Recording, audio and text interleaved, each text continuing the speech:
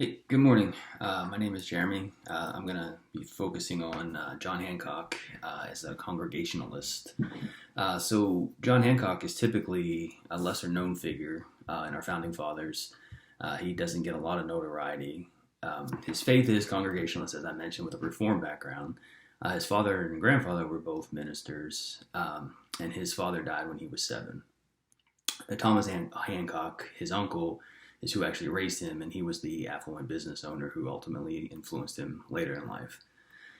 John Hancock served as the president of the Continental Congress from 1775 to 77, president of Massachusetts Provincial Congress 74 to 77.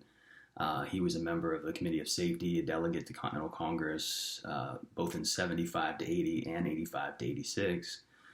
First governor of Massachusetts in 1780 to 85, and then later served again in 1787 to 93.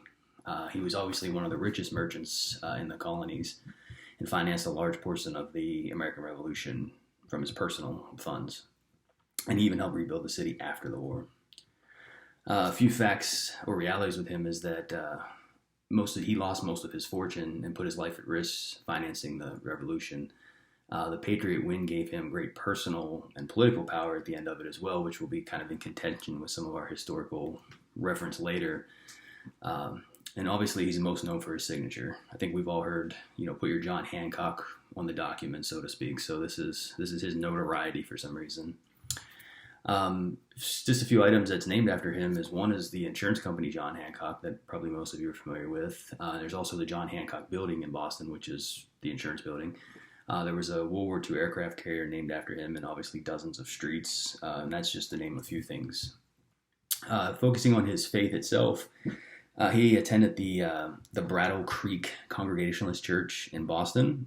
He attended Harvard and received a biblically based education, and he developed that foundation from Harvard that he understood God's sovereignty, predestination, and providence. And again, I mentioned he was Reformed theologically.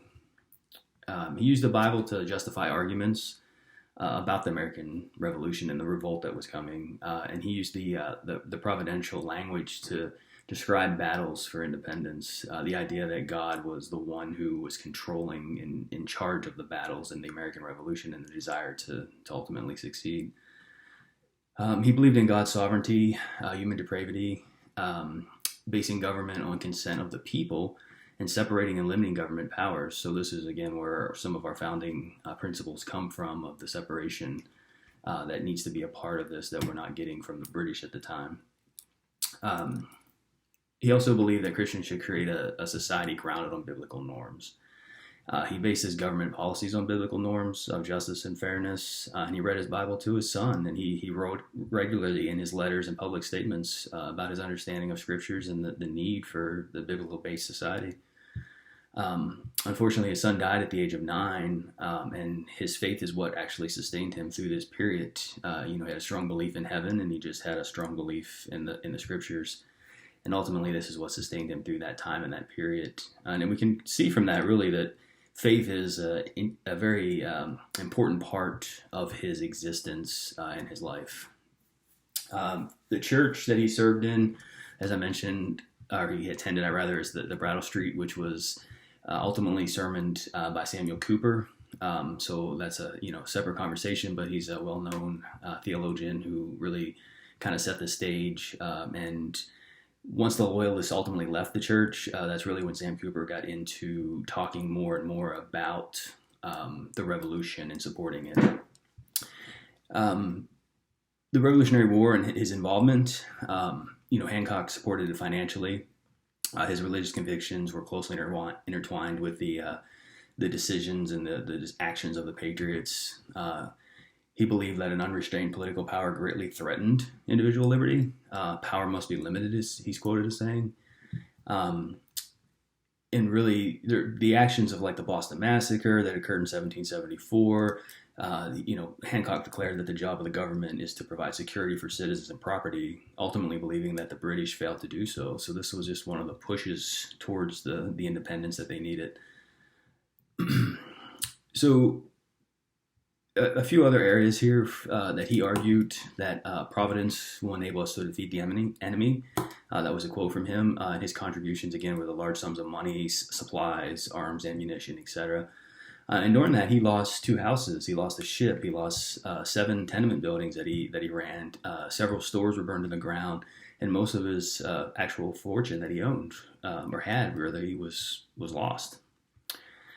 He again believed in that religion was indispensable to morality. He favored public support of Christianity, and he believed piety and virtue. He had a strong republicanism about how he approached things.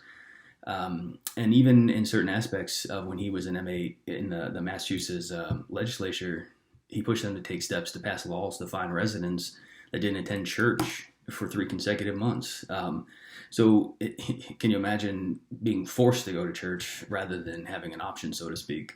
This was one of the things that his legislature did during his time. And I mentioned quickly the historian views.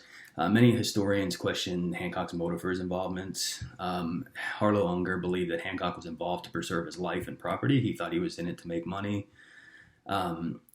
William Baxter accused Thomas Hancock and John Hancock of smuggling. O.M. Dickerson claimed that Hancock was only a smuggler if you accept the British false stories.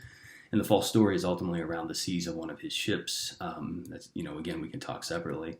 And just several others mentioned it. Even some of the founding fathers themselves, Sam Adams and Joseph Warren, both commented on the lifestyle and the entertainment being excessive in his life. Multiple biographers later in his life accused him of having a luxurious lifestyle. And again, regardless of all of this, he was still one of the greatest philanthropists, that I can't say the word apparently, to ever really exist. And many people go on to say, even John Adams and many others, that will talk about him being, one of the greatest, givers of all time. So more than 20,000 people actually attended his funeral. And that, again, John Adams and some of the other founders were moved by his generosity. And one thing you can really say is John Hancock was a devout Christian who lived a lavish lifestyle. And some of his business and motives for the revolution will still be in question every day. But it's evident that his own adversaries' words that he embodied generosity. John Hancock gave more than he ever received in life.